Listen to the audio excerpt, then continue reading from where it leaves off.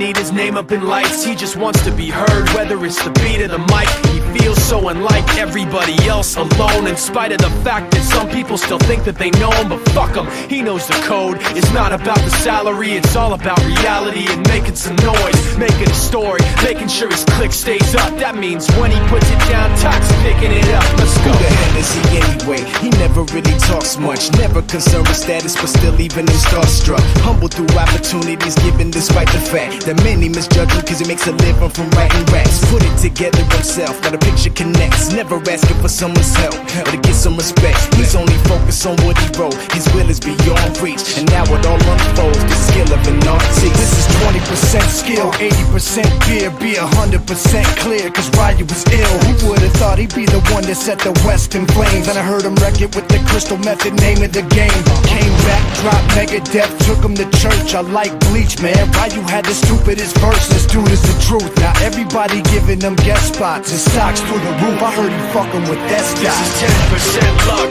20% skill, 15% concentrated power of will, 5% pleasure, 50% pain, and 100% reason to remember the name. They call him Ryu, he's sick and he's spitting fire and might.